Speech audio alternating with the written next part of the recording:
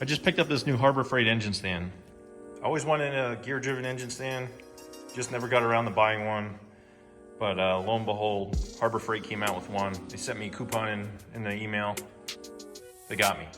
So here it is, everything out of the box. I'm gonna put it together and talk a little bit about it when I get it together. I want to mention this while I was putting it together. See this piece right here? And there's welds on each side. The welds interfere with the fitment of these wheels. I know that's nitpicking, but that's something that could easily be addressed. This is sticking up on this side. Just little things like that. To clean that up a little bit, this would feel a lot more secure. So here's another little fit and finish thing. The main tube going up is about 70 millimeters square, and this cross tube here is about 60 millimeters square. So there's going to be some overhang on this. If they would have made this tube 70 millimeters as well, it would have cost a little more, but the fit and finish would look a little better, and you wouldn't have this massive overhang on the front and back of this. Also, if they would have put sleeves in these holes, it would have made this a lot stronger. So when you tighten this down, it's going to flex this beam a little bit. I know it's not a huge deal, but it would just feel better, look better, and be a lot stronger. It'd probably cost a couple more bucks to do that in manufacturing, but it would make the product a lot better. I'm not sure what to think of these yet. I've never seen an engine stand that had these feet like this. Take a look, there's only a couple screws that hold it. And the screws just pinch around there so it could come down on the ground. The threads are super sloppy, but I'll try it out. Anyone knows anything about using an engine stand knows just to turn the engine 90 degrees. That way the engine doesn't move around when you're trying to work on it. So I decided to take it all apart and see what was going on inside the head of this thing. And here you got a gear. You got a keyway in there so it doesn't spin. And something I thought was interesting is there's an actual sealed bearing that goes right here. And I googled this part number. It's 6211-2RS. And it's a sealed bearing, so it's kind of weird that there's a grease fitting right here. For grease in this. I can see the reason for it to go in here. I can see the reason for grease on that side. But this bearing's sealed, so I don't understand. I was actually surprised there was such a nice bearing in there. It's pretty cool. But there isn't a hell of a lot of grease in there, so when you first get these, you better grease it up and make sure it's all right. If you look in the instructions, I think some things got lost in translation. Then there may have been some revisions in the build itself.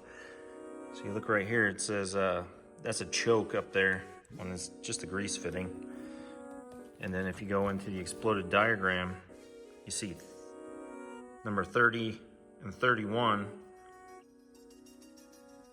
Number 30 says it's a choke, and 31 says it's a bolt. I think this is supposed to be the actual choke right here. So I think they changed a couple things. A couple things got lost in translation, but it's easy to figure out that this is what holds the engine in place once you have it in the position that you want it.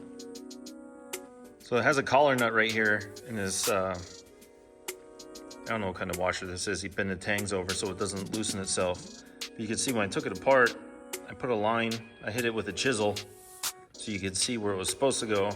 I tightened it another castellation over. Take out some of the play that was in there. So now it feels a little better.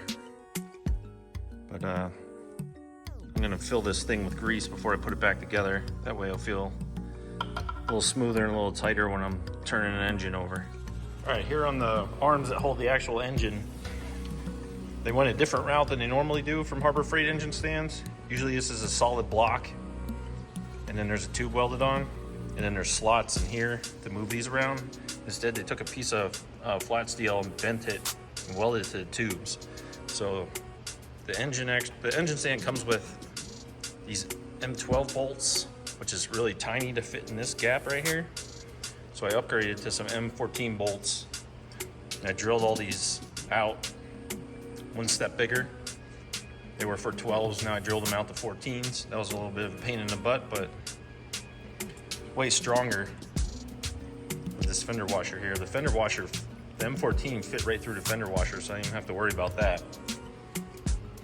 So now I feel a little better about hanging that heavy ass engine off with these flat washers on this plate. So I work at a Benz dealer as my day job, and we have a lot of one-time use hardware that we have to use. So I like to throw it in a 5-gallon bucket next to my stall and keep it for all my home projects.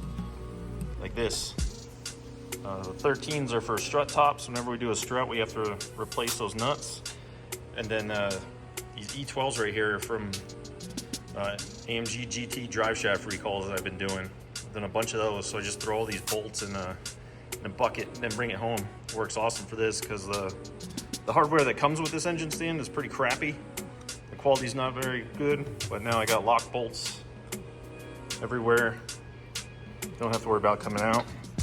And this engine stand actually has end caps, and they put some design effort into them. You can see they knew the bolts were gonna be sticking up there, so it could fit in there. So that's pretty impressive over the last couple engine stands I brought from Harbor Freight.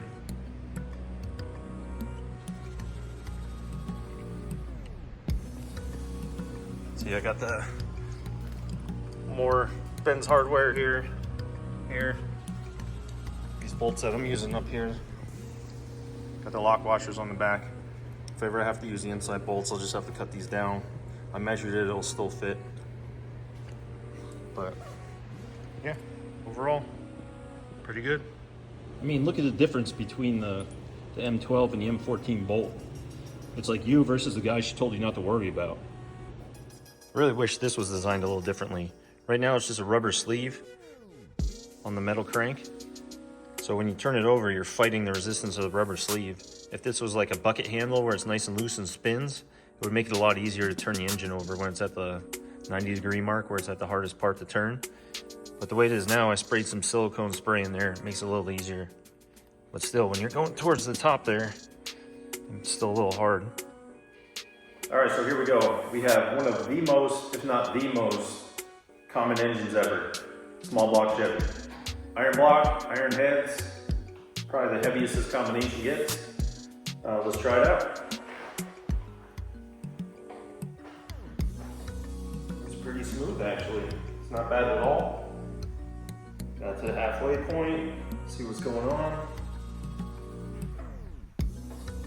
Okay, at the bottom, still nice and smooth.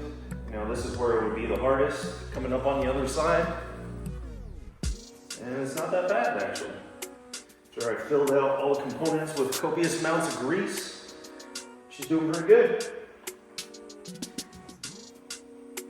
Nice and smooth, it's not binding, it's not chattering. So yeah, would definitely recommend this engine stand. Like it a lot, and I'm glad Harbor Freight came out with it. Appreciate that.